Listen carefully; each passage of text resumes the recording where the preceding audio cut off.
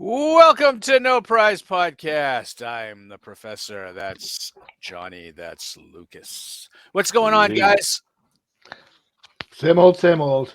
Well, spring has sprung and spring fever has hit No Prize Podcast as I woke up with a cold this morning. So I don't sound very well today, then it's because I feel like crap. So it's been 30 degrees out here where I'm at in Virginia, man. It's been quite crazy, which is crazy because last week it was 70 degrees all last week.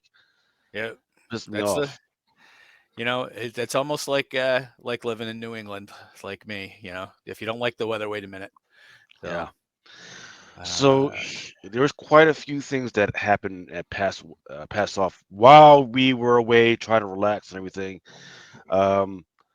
Look, there has been some speculation about what's been going on with Disney.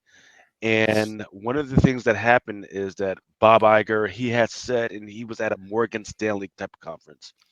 And what he says, hey, secretly, we've actually been killing off some projects, right? He says, we're going to pull back on the cinematic stuff because people have been watching it, but we are going to keep up the Disney Plus shows and everything. Now, for some reason, people thought that they were canceling the TV shows, even though Bob Iger specifically said we're not canceling the because that's where the streamers come in for Disney Plus, which has been a big investment. So what actually ended up happening is one of the directors and one of the big project guys, his name is Brad Winderbaum, he came out and said, hey, who is now the head of streaming at Marvel Studios, he says, hey, there are two things that we're not going to cancel, and that's Ironheart and Wonder Woman. Right? You say, hey, we're editing the shows right now. We're going to keep going with those right now. So don't even worry about that. Which is kind of weird to me because I don't want to see Ironheart. I could care less about the freaking character, right? I thought I think the person they have cast is freaking terrible. Maybe looks better when we start streaming it, but I could care less about the character. So to say, yeah, we're getting ready to have some release days and everything. They're editing everything. That's fine, man. But what did you guys think? Do you guys want to see Riri Williams or Wonder Man? They're not really on my radar. I mean, Ironheart, I'm kind of curious about just because I mean, they film it like 2 or 3 years ago at this point, and it seems to me like it's just there's not a lot of belief in this show at all, which is why they keep pushing it back. The thing actually, when you had posted this article, I think, or Johnny, I think maybe you posted it about Ironheart and Wonder Man this week. What struck me is I know that they recast Wonder Man. They made him a diverse character. Now I'm sitting there going, well, Riri Williams, Simon Williams, do they make them siblings in this show? And they'll maybe have like dueling shows where it's like a brother or sister? Or I kind of thought that it was like it's only natural now to make them related, same last name. Going to confuse the fans if they don't do something like that. Do you think?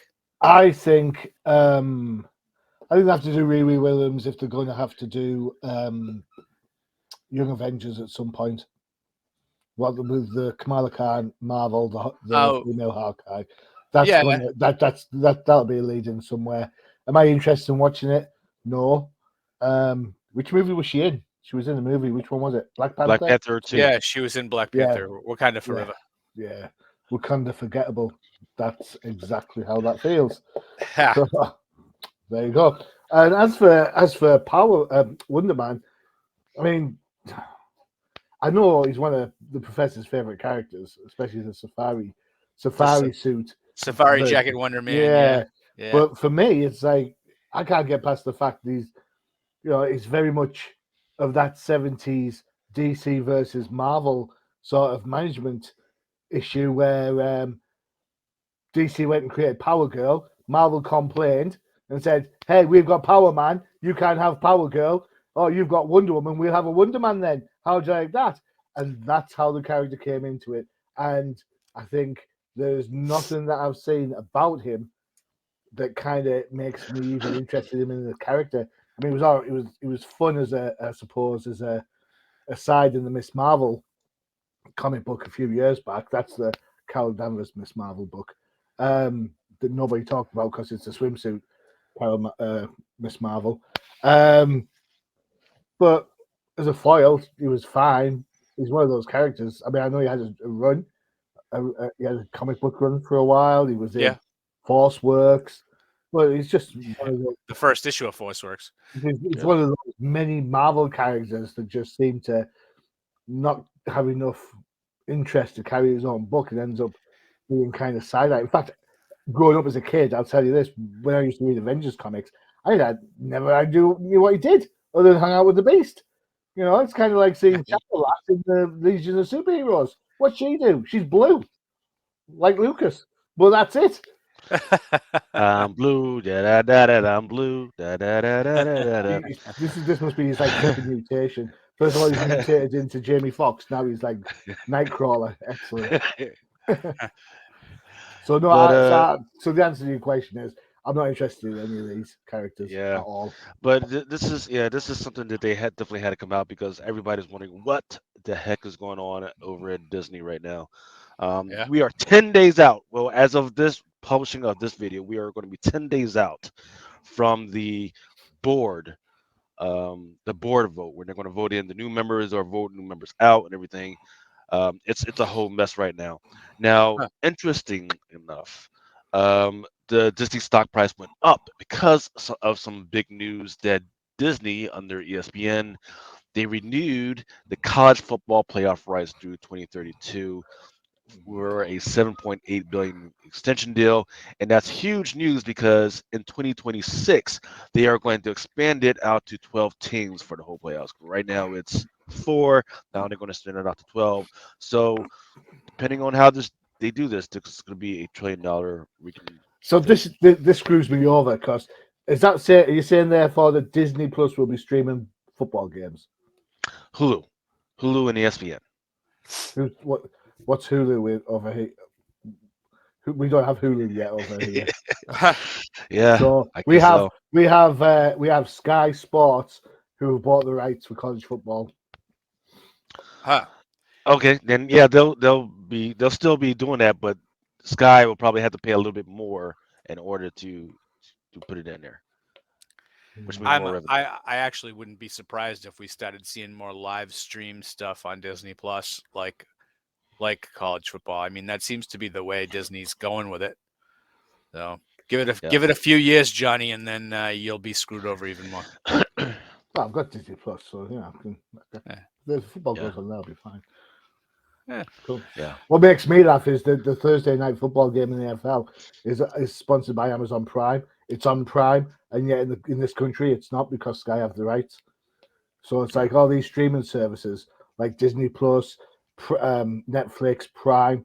When they say they sign up all these exclusives, like, hey, we're going to show Thursday night football. Woo, great, yeah, woo, yeah, only in our country because we want to make more money off everybody else by selling it to somebody instead of you getting it. Yeah. So in the meantime, Bob Iger has said that the thing that's going to save the MCU and Marvel Studios is going to be X-Men '97.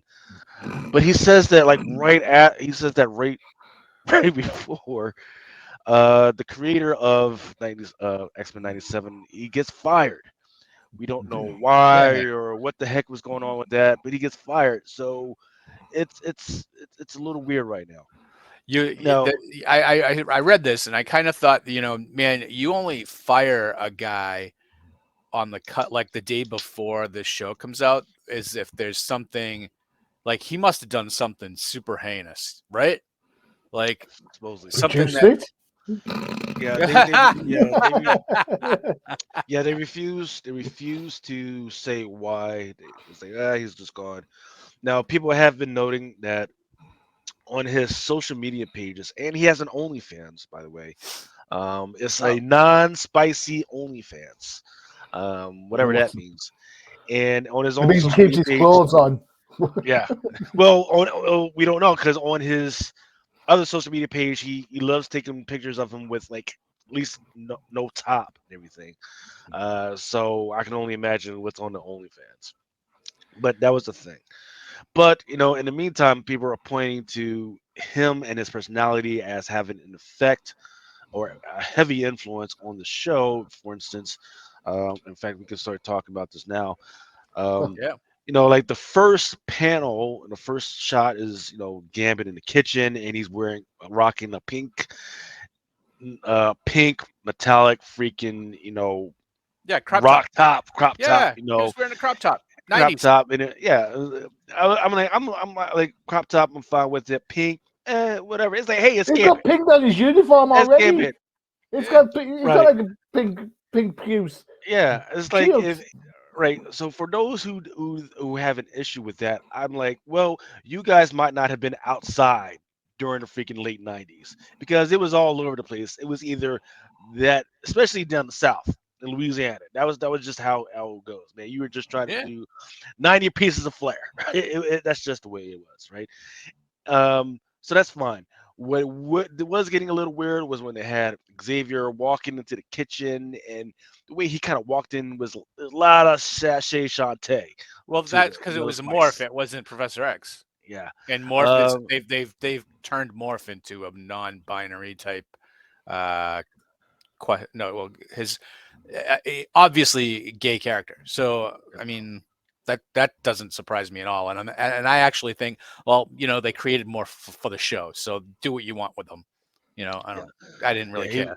he was all over episode 1, and we didn't see him in episode 2, unless I'm messing. Did not go and have beer when had beer with Wolverine and then changed into Did he? Sabretooth so they could have a little fun fight. No, What? Yeah, him. Uh, He morphed. He turned into a bunch of different X-Men in the first couple of yeah, episodes. yeah. I'm wondering if that's his power though. Is he only turned into different X-Men? He didn't turn in. I was expecting him to turn him into Spider-Man or something, but who knows? It's only 2 episodes in. Yeah, yeah. But otherwise it was a good start. I'm a little. That's just to like the timing that they showed. They probably could have put it out more closer to the summer when kids are going to be out and they can sit home and watch all this. Um, but otherwise, it was an okay start. It was fine. It was. What I really need to do is go back and watch the original series to remind me what the heck was going on, and then go back into this. I told my son not to. But anyway, Johnny, what did you think of X-Men '97? It sounds like you were kind of mixed bag. well, I enjoyed the nostalgia of it. Yeah. However, I do have some flaws on it, and this has nothing to do with morph in any shape, way, or form. Why did all the white women have the same face? What's that all about? I have no idea. It's like there's Rogue, there's Jean Grey, and then Jean Grey's face changes to be more angular. Strange. Scott's voice has no tone whatsoever. Whoever's voicing Scott sounds like he might as well be RoboCop. X-Men to me. Oh, whatever. Storm's dialogue is still as pretentiously horrific as I remember from the from the 97s. The animation style changes throughout the episode. It goes from like standard kind of the standard Western view of animation, and then when the action heats up, it goes all manga style, and the faces change, and it's like pick a style and stick with it, And he is actually the biggest bone of contention for the X-Men cartoon. I don't even know why there's an X-Men. If you remember back in the day, they were created because they were a metaphor for racism, and that's kind of translated across now as a metaphor for all the different discriminations that go on in the world. Stand up and be counted, be individual, be this, be that, be the other. And back in the 60s, all the way up to about the 90s, that's probably a good shout. It's comics have a social awareness. It's a great way of getting messages across to people who might not be paying attention to the news and whatnot. However, every comic and his dog speaks about diversity. So they speak, and I don't know if it's a case of social awareness has got better or if it's wokeness or whatever it is, but every book talks about the things that the X-Men talk about. So the X-Men have lost their uniqueness. They are just yet another parade of superheroes preaching to me through the medium of cartoons. And I don't particularly need to be preached to. I'm in my 50s. I've lived a life. I have my opinions. I'm as liberal as the next guy, if not more so. I will fight for trans rights. I'll fight for LGBTQ. I'll fight for those rights because it's the right thing to do. I'll fight for the anti-racism stuff.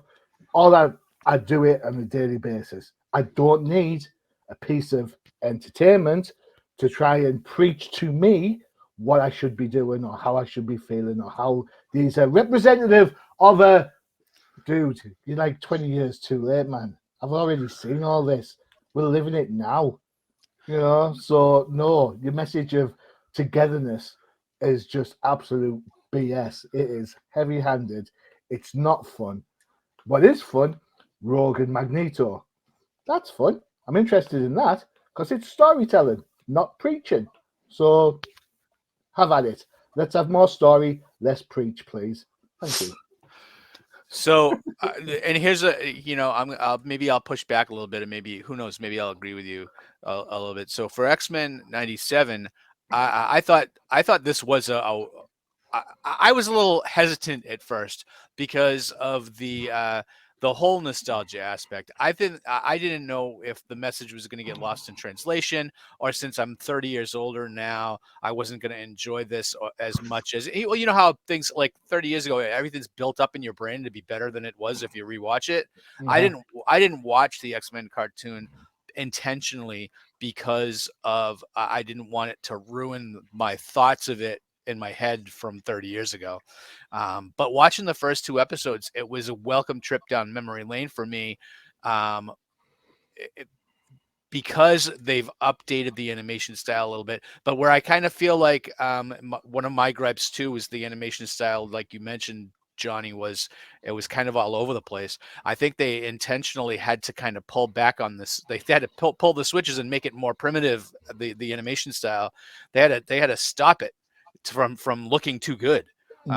Because they had to make it look and feel like the '90s. The voice actors are for the most part the same. The storylines, like it was a continuation from the end of the last cartoon, so it was almost a direct continuation. So on those things, I actually liked. I love the fact that they're still mining Claremont's stories. These first two episodes where the trial of Magneto, and then you ended up with with Storm getting shot with the power sapper. Of course, changed a little bit with with the time. So I liked that aspect of it. But what I think, Johnny, what you had said before about everybody having the same message now. The X-Men hasn't changed their message since the 60s. So this is kind of like it's more of the same. X-Men are still doing what they did. Now everybody else is it's just because everybody else is doing the same thing that Yeah. X-Men sounds and feels like it's not different. I said, yeah, I agree. I Yeah. said whether it's social awareness that's Yeah. got better or wokeness, everybody's doing this diverse, forced or natural, whichever Right. way you want to look at it, Well, kind of storytelling and stories. So the X-Men now just well, the difference is, maybe this is really kind of the glaring thing is when X-Men were speaking about diversity and inclusion, their metaphors of having them look different and have them have being treated differently because they had powers that separated them from normal people, instead of skin color, instead of their beliefs, instead of all the things that people fight about on the real world. It's because you're different. You have animanimal claws. You have you have force blasts coming out of your eyes. Those are the things that separate you from us. And that's where I kind of feel like, with diversity inclusion as far as X-Men goes, where it's overall a metaphor. And now we've gotten to the point where we're not talking metaphors anymore. So do you not think with Storm leaving because she lost her powers that the whole X-Men unit is now just all white? No, because Bishop's on there, and so they just introduced Sunspot. So I mean, it's not. Sunspot's not going to be hanging around. Okay, but I mean, Storm's not going to be leaving the X-Men. She has. If you've looked at they're doing the whole life death thing. They're going to introduce Forge, and she's going to have her powers back by the end of the season. So that's really kind of looking ahead. But Storm's not going anywhere. She's going to still be on the show. Cool. I mean, I did like things like how they used Scott's concussion blast. I thought that was clever. Yeah, they did some interesting things, right? I thought they did some interesting, cool things. Like I said, the biggest part for me was I was afraid that they might kind of lean into like the Krakoa stuff, but they're not gonna. This looks like it's gonna be a flat Chris Claremont interpretation of the X-Men, which is kind of funny because he was kicked off the book in 91. And they might do Krakoa if they use Genosha instead, but we'll see. Maybe, yeah, because they did it. They have to. That's the only thing I care about. That's the only thing I care about. That's the only thing I want. Yeah. Well, they're doing Genosha. That's where they were sending the they're creating the mutant nation. Yeah. So that's. I mean, it's interesting. It's interesting. I'd like to see what they're going to be doing with it. But yeah, I was interested. Yeah. It was a good nostalgia. Yeah, they'll probably. Right. Yeah, they'll probably start introducing some of the characters and then go into that in season 2. For instance, there's a lot of Easter eggs of these characters that they've been dropping in the background. Like there was like this poster that falls, and I was happy to see they have Dust, who is like one of the few Muslim characters in the freaking X-Men universe.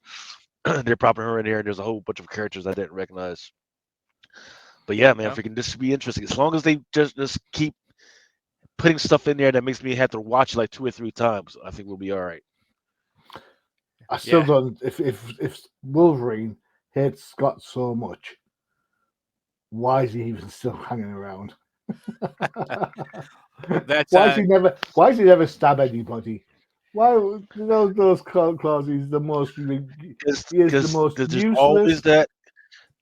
Because there's always that one chance, man. That one chance that he's gonna mess up, man. And then boom, there's your girl. There's your girl right there. Never pops anybody. He pops those claws. He never stabs anyone. He doesn't. He's all talk. He's terrible. He's terrible in this show. Absolutely. What did you think of the appearance of old girl at the end? Old girl. Pryor. Well, is it Madeline Pryor? Or is it Jean from a future? Because you got to bear in mind that Madeline Pryor wouldn't go looking for Jean. If they do some future other bull crap, I'm out. I'm well, out. It's going to happen. Jean had the moment where she looked in Gyric's head and saw what was going to happen. So that was Madeline Pryor, and we'll get the Goblin Queen and Inferno this season too. So that was Madeline Pryor. Is that what we're saying? Is that what you're saying? Yep. But yeah, and we might not find out until episode 4 or 5. But I look forward to them spoiling the Goblin Queen outfit the way they spoiled the Dark Phoenix Black Queen one. Well, you've seen the action figure. They revealed Wave 2 and had Goblin Queen in there, so we're getting her. So that was a bit of a spoiler. So. All right, let's take a quick break for an ad, and we'll come back and we'll talk comics. Check out Crisis in the Toyverse.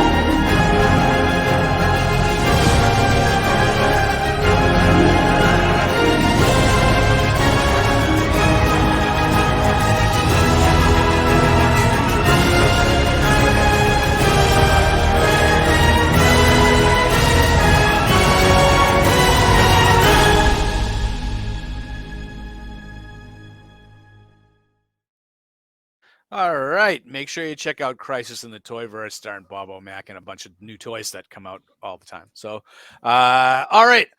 We spent half the show talking about Disney Plus. Let's shift gears and start talking about some of the comics that came out over the last couple of weeks.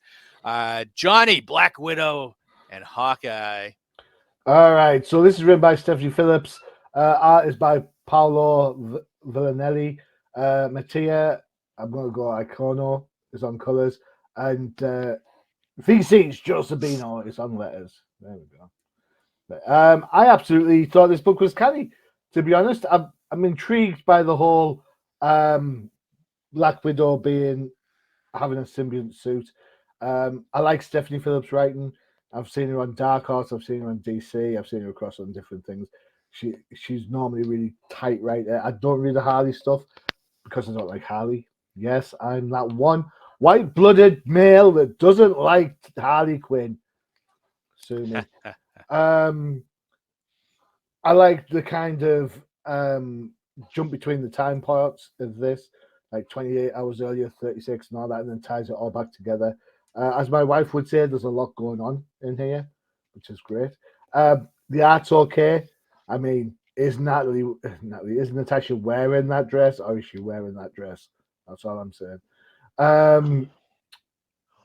The art's okay. There's something else I was going to say about the art. Yeah, the art's okay. However, I'm not quite sure that I appreciated Batwoman Beyond appearing in the book halfway through. Huh. I missed that.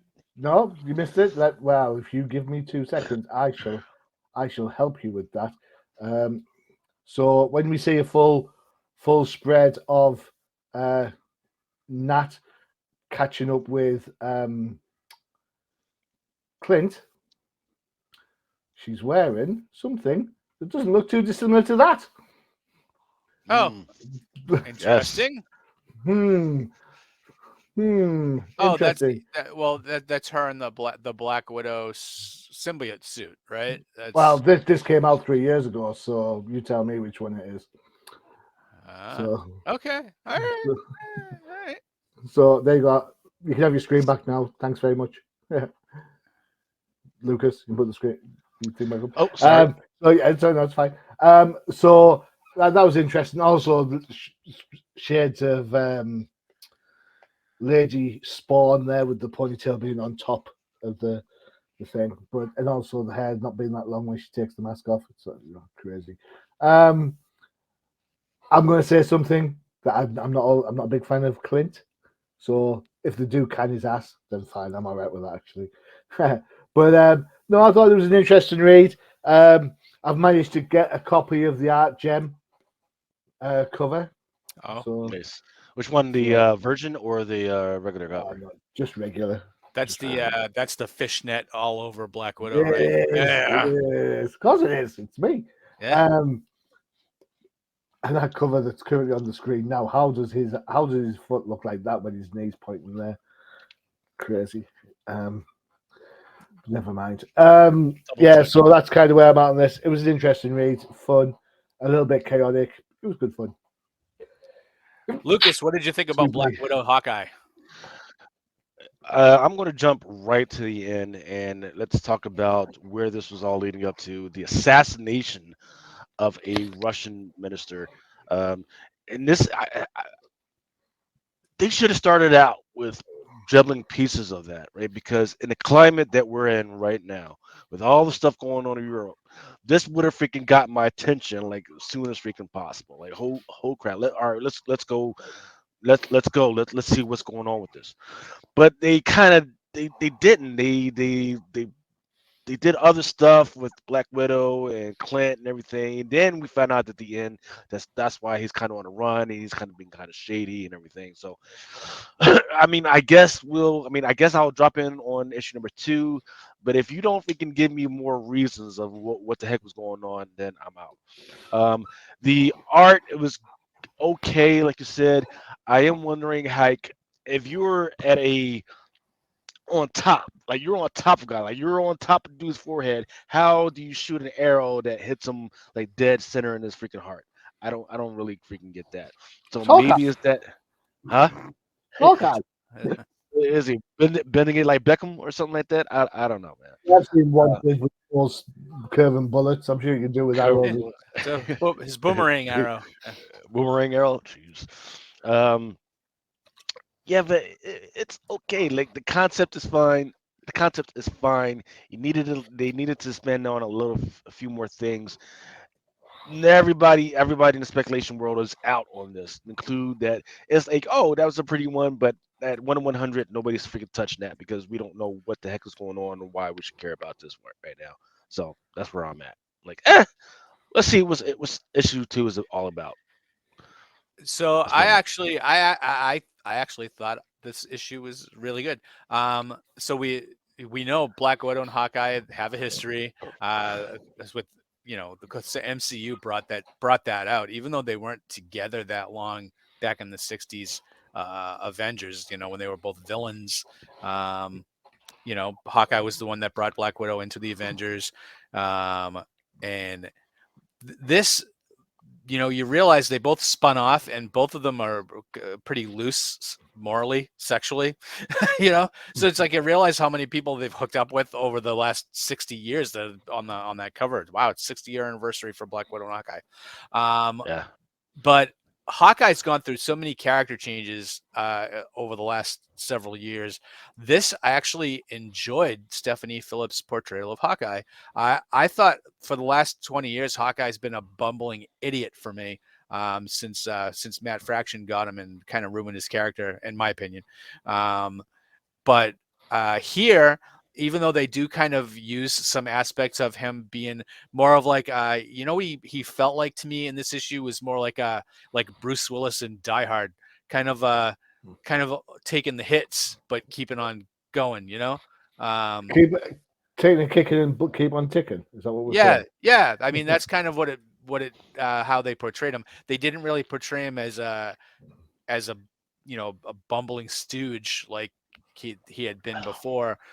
He seemed competent. He seemed like a man with a mission. And of course, now we got to figure out. Oh, he shot the prime minister of Russia or whatever he did. Maybe it was a Skrull. Probably that's what we'll find out. But this whole issue it leads a new aspect to their relationship with Black Widow having a symbiote now. That makes her character a little bit more interesting, even though Agreed. I hate the whole symbiote thing. I hate that gimmick.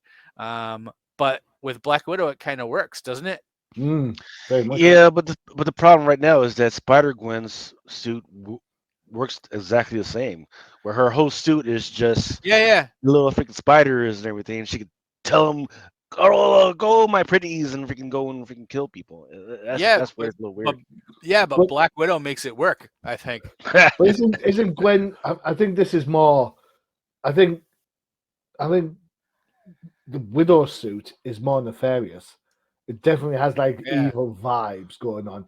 Yeah, it's like the Blue Beetle suit where he tries to tell him to kill people instead of it It's has that sense of darkness as opposed to Gwen's suit, which admittedly I don't read a lot of Gwen. I do read it every now and again, but I don't see her interacting with that suit other than putting it on. Well, I think the suit takes on the aspects of the person's personality, and Black Widow's a killer, and Gwen's not. So that's a good call. Yeah. So that's that to me. I like that. I actually liked this issue and can't wait to see more. So, hey, eventually, every once in a while, Marvel comes out with something that's pretty cool. So I like it. So it'll get cancelled in 2 months then. Yeah, it's probably a 5-issue limited, and then we won't see it again. All right. So I think we kind of all like that issue, huh? All right. Let's jump over to our next review real quick. We'll do Fantastic Four number 18. This is hold on a second. Let me get my stuff up. So this is written by Ryan North, artist Carlos Gomez, colors by Jesus Alberto, letters by VC's Joe Caramagna. If you didn't like it, you can blame Martin Biro, Annalise Pisa, and Tom Brevoort. So this is the 18th issue into this run of Fantastic Four. and they finally did an issue of that I thought was pretty cool. I haven't really been liking Ryan North's interpretation of Fantastic Four, and this issue really kind of doesn't primarily focus on the team. It focuses on Franklin, and this really is an issue of how powerful Franklin is, and we know over the past decades that Franklin is this ultimate power in the universe. He ends up, like, if you remember your Franklin history, he ends up being kind of like the Galactus character for this universe. He's going to be the last surviving living being at the end of this universe and into the next universe. Franklin's going to be the only one that survives. So anyway, Franklin knows how much power he has and has physically blocked his own powers. And you find out in this issue that he sets his power so once every year the power comes back, and he can look into if there's any dangerous stuff coming in the universe, and anything that's going on that he can prevent or help change. But then he represses his powers again for another year.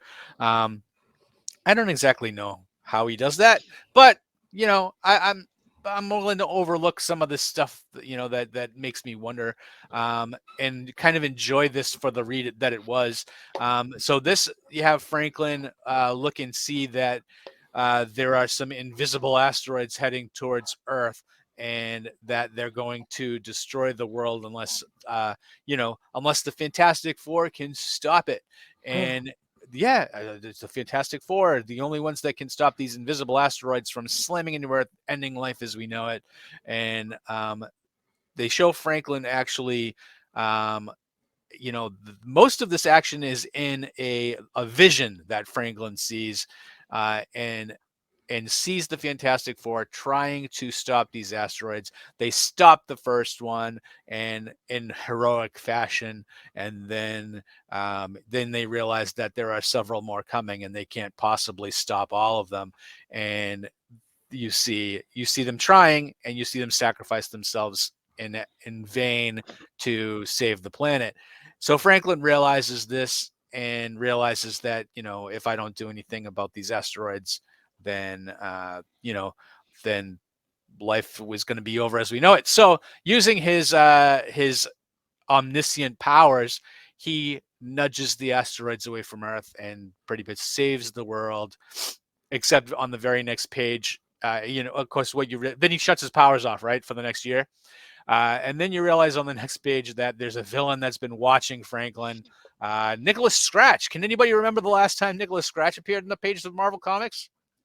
No? Okay. Yeah. I don't remember either, but it was an issue of Fantastic Four probably about 40 years ago, 45 years ago, of a magic-based villain, which was closely related to, I believe, Agatha Harkness. So anyway, Nicholas Scratch realizes what Franklin's doing, and once Franklin goes back to sleep, nudges the asteroids back into the course of Earth, which makes all of Franklin's foresight come true, and the asteroids start coming back to Earth. And then, of course, what we realize is that the Fantastic Four are a lot smarter than Franklin has given them credit for, and actually figure out a way to deflect all of the asteroids using Alicia Masters' idea of Missile Command from the 1980s Atari game, and they use their powers in a creative way to destroy all the asteroids that are coming in, even though they can't freaking see them. This to me was kind of an enjoyable, interesting use of the Fantastic Four's powers, which the characters are so old. You kind of realize that it's not, how much can they possibly do new. And I thought that this was interesting, where an interesting use of combination powers and combo moves, I guess, if you want to call it that. The last page was a bit interesting, where Shield headquarters, I can't remember when they put back Shield. Shield's been gone for years. And also, I believe Maria Hill was killed off a bazillion years ago. I think Mhm. after the one of the last Shield events, right? So Yeah. yeah, if someone remembers, Maria Hill's supposed to be dead. Shield's supposed to not be around, but here they are back, and she's back in charge. So that's a little mystery, I guess, for next issue. But this issue of Fantastic Four actually kind of brought back a little bit of the silly and the silly happiness of it, of the Fantastic Four when I was a kid. Just kind of comic book science for comic book science sake and entertainment value. I thought it was fun. Lucas, what did you think? I think, yeah, I'm in agreement with you. It was a little bit of fun. Um, they're talking about asteroids and dinosaurs, and they even got the Fantastic Four on freaking horses for no reason whatsoever, freaking ever. Um, Invisible horses. yeah, invisible horses. I We're thought talking that about was funny. we're talking about invisible horses and invisible asteroids, man, and all this science stuff. So it is trying to squarely place itself as the science book of the Marvel universe. And I love that. I love that for itself. I love that as a concept. Hey, let's go ahead over here. While you guys are doing all that craziness over here, let's go over here and solidify ourselves as a science book where kids that are interested in science can go pick this book up and just read about crazy stuff that could possibly happen. And that even gets even better at the end of the book. You talk about Maria Hill. She's in this black ops freaking type headquarters that's supposed to be the headquarters for Shield, which was destroyed 5 years ago in the freaking comic books, right? That's supposed to be like a done thing, right? But now they're bringing it back. They're bringing back Shield as a top secret classified site. That's whatever. But now Maria Hill, they're trying to make Maria Hill a Amanda Waller type character, where she's like a behind the scenes, and she's going to have the plan to kill anybody that could be a freaking threat. And you know what? I actually like that. Problem is that where she just kind of pops up, right? We should have had a kind of a drip where we kind of get that that's where she was going. But like you said, old girl's been dead.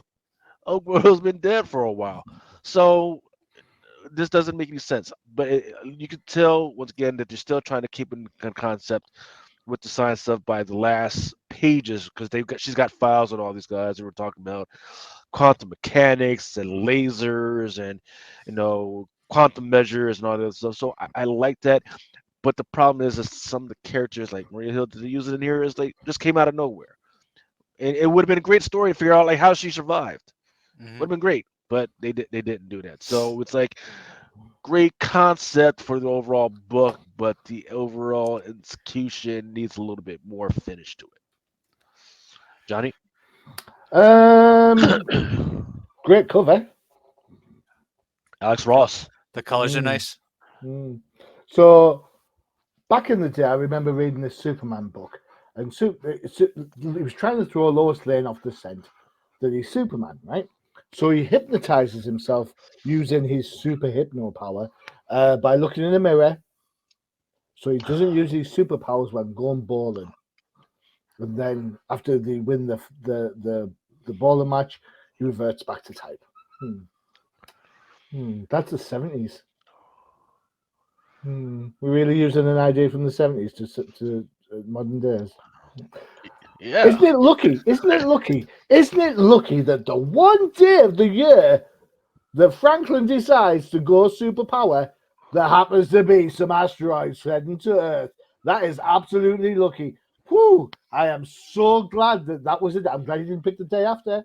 I'm glad he didn't pick the day before, because that nothing happened that those days. No, this is the day. It would have been interesting. I would have enjoyed the book more if this was the setup for something. Like once he's nudged the asteroids away, they go and do some damage somewhere, and then he doesn't have his memory, and then the other guys who've been damaged by the asteroids come heading towards Earth and say, "Hey, what are you doing throwing asteroids at us?" And everyone's like, well, "I don't know what you're talking about." That would have made an interesting story. This, uh, Plastic Man. Oh, sorry, Mr. Fantastic, with his Jesus. big eyes. Oh, Yeah, okay. Yeah. that Yeah. doesn't No, I'm with you there. make your eyes like that. Doesn't increase your eyesight. Maybe increasing your lenses does, but doing that doesn't. Um, what's with the pauntash on Johnny Storm? And is Reed Richards the youngest looking grey haired dude in the world? I swear to God, he's got like Zac Efron cheekbones going on and grey hair. Get it sorted, for Christ's sakes. Sue Storm looks like she's 16, and it's drawn by Joe Quesada. And, you know, and then the science, don't even get me started on the science. The science is absolutely. Lucas, you're a science guy. You're a science nerd. Yes. And you're It's happy. terrible. And It's you're happy. absolutely terrible. And you're Yes, it's happy with terrible. he generates fire, so therefore he can generate light. What? What? You need three things to create fire. Not one of them's light. I'll tell you that for sure. All right. This book is just absolutely, oh my God, filler city. Awful, Right. awful, awful. Sorry. So yeah, so with light comes radiation, and radiation is something that you do need to do fire. But that's not. This is for the You don't need kiddies. fire. You don't need This is radiation what. for fire. You need oxygen, accelerant, Hmm. and a And what source. else? A source. That's it. That's all you need. Every You don't need when you you don't heat need up your source, radiation. and when you heat up your source, what happens? You release So radiation. if I strike a match and put it to paper, I have not Uh huh. created radiation. Just saying. Actually, you do. You do. No, whatever. Trust me. Trust me. There's All some things right. I do. There's some things I do all day, man. If That's we could go fun. back and analyze Stan Lee's science explanations, and we could have some fun. Uh, You but know, Jack this, Kirby's Kirbyons. That's why we have Kirbyon elements now in hey, MCU. comic book science isn't real science. So big words will just do it for me. If you just want to use some big words in there, that's fine. I enjoyed this book. Just and I told you this is the first time I enjoyed the Fantastic Four in the last year and a half. So um, when uh, did Sue get so smart? When did Alicia get smart? I'm just like, oh, just that okay, yeah, no, everybody's smart in this book. I It's like a I Marvel movie where everybody's funny. It's like I agree with you. I agree with you on that because when Alicia comes up with the solution, I'm just like Alicia's a blind sculptress. What is she? How how does does she? she know about playing video game? Just Yeah. oh, Yep. So anyway, what are you gonna do? not bad. Um, Book is don't look too much into it. Just enjoy it for what it is. But or not enjoy it is Johnny's case. All right, let's do really quickly. Let's do X-Men Forever. What in the heck is going on in this book? I've kind of been fringe reading X-Men Forever for the last not X-Men Forever, but the whole X-Men line. Just kind of try to keep up with the storyline. I can't keep up with it anymore. I tapped out. So I'm reading Yeah. it and I'm just like half the characters. I'm like I don't. They're all clones of people. They're all I just don't. I'm not getting it. So, Lucas, can you explain what's going on in X Men for me? Yeah, so the reason why I picked this book is because hey, X-Men 97 came out, right? So obviously they're going to try and take us back and freaking you should be able to go, oh, turn off your Disney Plus and then go to your local comic book store, right? And freaking figure out what's going on in your the X-Men book. But no, they're still going with this craziness and everything, right? So in this book, you got Destiny and Raven. They're going to a I don't know whether it's a ballet or some type of play, whatever. And then while there's Destiny freaking gets these visions of of Mr. Sinister, but it's the Mr. Sinister above all, right? The one that's out of time, out of freaking space. So immediately Destiny right after goes and finds the Mr. Sinister that she knows, and then to investigate like what the heck is going on, and boom, the Mr. Sinister above all comes in again and says, "Hey, freaking stop it! Freaking, there's nothing you can do. What's said is freaking said." Um, cut that story off. Then we are going to go to the Mother Righteous, who's with the other X-Men that have survived in the White Room. The White Room is where supposedly the Phoenix goes. Like, so for instance, when you become the Phoenix, your actual soul goes to the White Room, right? So when Krakoa freaking got blown up, uh, a lot of the X-Men, their souls were actually transported to the White Room. So that's why a lot of them are there right now, even though I don't understand like how they got there, whatever. But, so now their plan is uh, to help them. They are going to try and resurrect the Phoenix. That's the big plan out of this. It's like, okay, I don't understand the plan. I don't understand what's going on. But also, you got to remember that this is before the Orcus versus Iron Man thing, where he's trying to take care of that whole situation now. So this is before all that. Would have been nice to have the storyline before that. So going into it, but here we go. It's a problem with that whole X-Men thing. Um, and then I'm trying to remember the other thing that's happening is that at one point, the Mr. Sinister above all says, "Hey, you're going to freaking lose your wife. Do you want me to tell you how?" And she's like, "No, I don't care." But now back to current day, we find out that the reason we find out is because Raven, or I forget, excuse me, Mistake, yeah. Mystique and Destiny. Mystique, yeah, they've written the book, the diaries that Destiny has written, which has got like all the bad stuff, all the images and all the stuff that she's been holding back and not telling everybody. Um, so now she's going to be pissed and doesn't want to talk to her anymore, which is fine. Does this book make you want to freaking watch X-Men 97? Absolutely not. Does this book make you want to read any more X-Men books? Absolutely not. So this is a freaking terrible freaking fail. I will say This the is book has the biggest pair of boobs on the cover since the last time I picked up a Power Girl book. yeah. With the Jean Grey cover. Yeah, it's like, oh my God. Really? And also, I've got to ask this question. Do you remember when Luke Cage got shot in the TV show and that bullet was drilling into him for like three episodes? Yeah. And it was like life or death. It's going to kill you. And it took him 3 episodes to get it sorted. Well, the Hellfire Gala happened in July 23. All Yeah. right. And Jean Grey still bleeding from that wound. It's like, Jesus Christ, how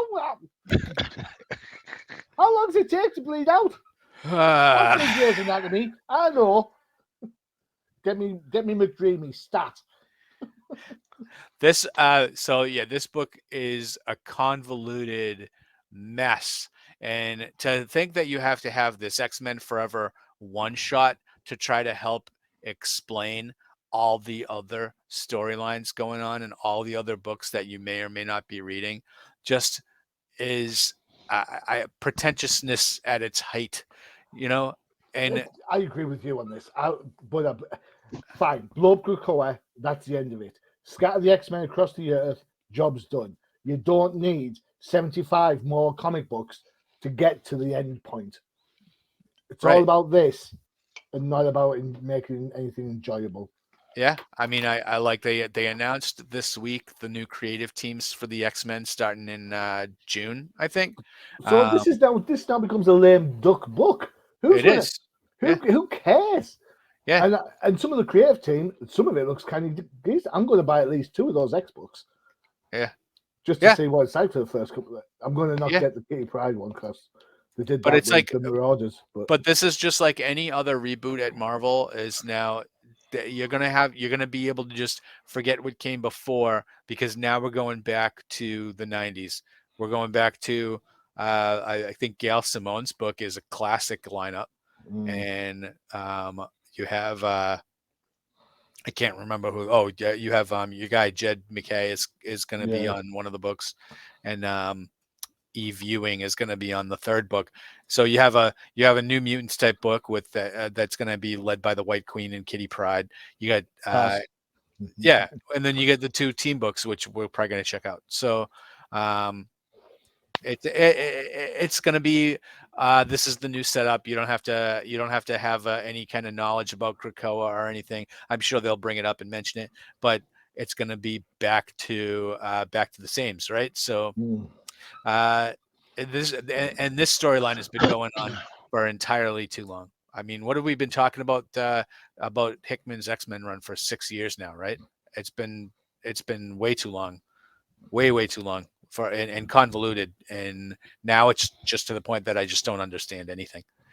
So, all right, so that's gonna be it. I think X-Men Forever is just a tap out.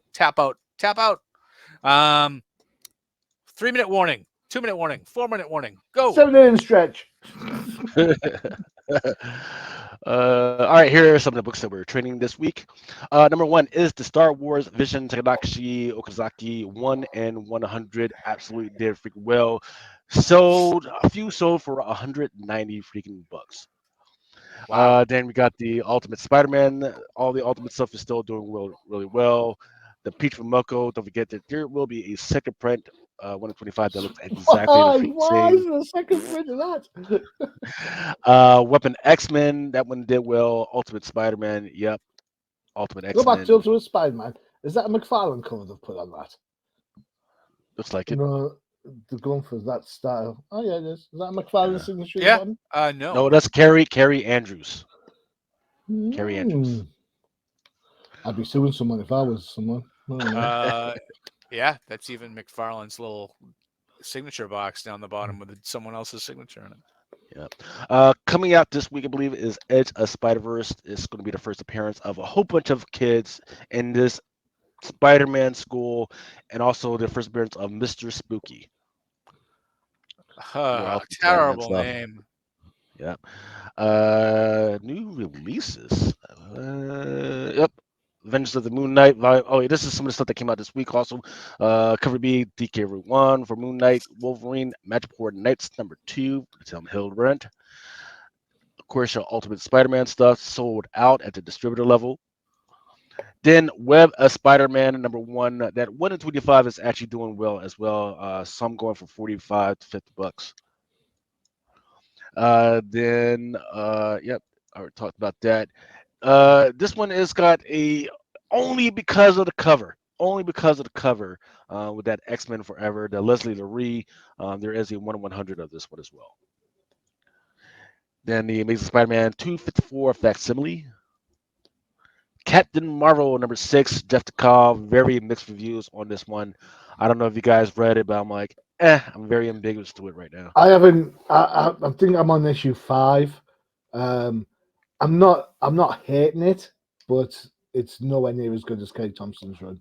Yeah, Yeah. No, yeah. I agree. Well, I mean, I enjoyed the new character, the whatever Wang. I think something Eunice Wang or something like that.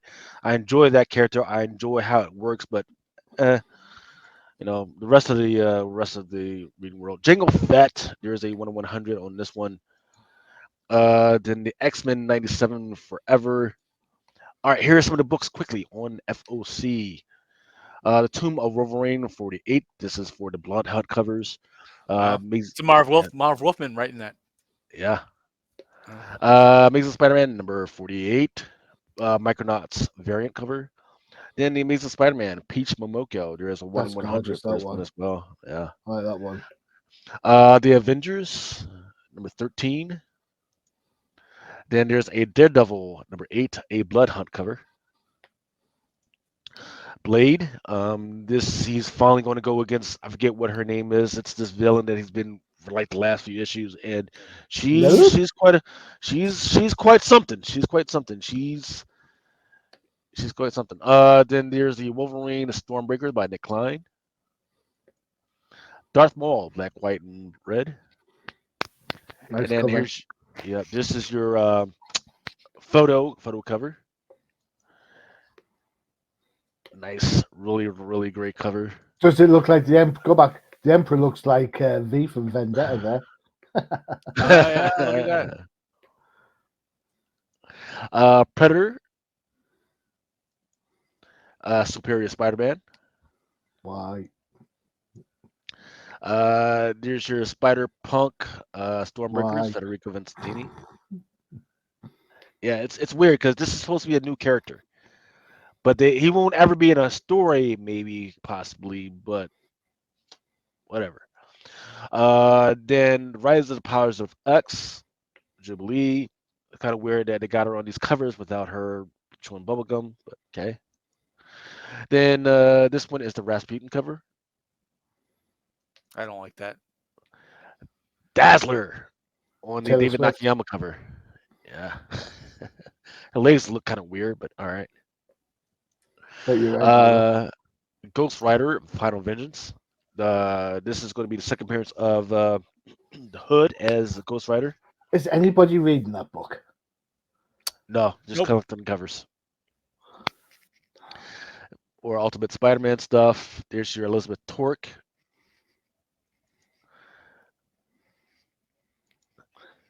It's ironic because on that cover where the kids are barging that one, his spider sense hasn't been established yet. Hmm. Never mind. Then there's What Matthias warning Manhini. is that? Which what? What's the warning? Yeah. Yeah. Then there's a It's been Matthias found. Manhini for Oh Ultimate yeah, Spider-Man number Gwen's 4. coming into it, isn't she? Good old Gwen Stacy. Ultimate Universe. Here's your 1 in 10 second print design variant. Scarlet Witch and Quicksilver number 3. She's been watching too many TikToks in that pause. And then Jackpot Black Cat, Adam Hughes. Ridiculous. There's your Arthur Adams, 1 in 25. The whole idea of it's bonkers. All right, here are some of the ones that are coming out this coming Wednesday. Amazing Spider-Man number 46, 1 in 25 by Cho, and a 150 headshot.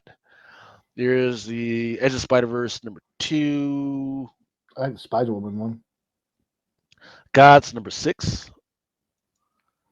Miles Morales Spider-Man number 18. Spider-Gwen number 4, 1 in 25. Ultimate Spider-Man number 3. Wolverine number 43, a second print, 1 in 25. More Jackpot and Black Cat. It's supposed to be issue number 1. The one that people are interested in, of course, is that Adam Hughes. And that is all, gents. I can't stand Good. that jackpot's a thing. I can't. It's terrible. Her and bloody Spider Boy. I'm done. All right. On that note, thank you for joining us for this episode of No Prize Podcast. Please make sure to join us for other shows like Johnny. Outside the Panels is back. The interview show. A couple of pods dropped recently with Dennis Robertson and the ultra talented Dan White. There you go. Oh, there you go. Lucas. I'll be joining Awesome Sauce Radio as we talk about adult type stuff. And then we also have the Instructor Chats on. We just did one at 9 o'clock on Friday. We'll try and do it at 9 o'clock earlier, and we're going to try and compete with some of the big boys for attention. So yeah, hit us up live. All right. All right.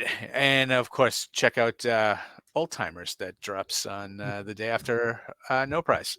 That's Johnny and I and our friend 13th Crusader. There you go. All right. Until then, gentlemen, stay safe. I'm going to go medicate myself now. Hope to feel better after the weekend.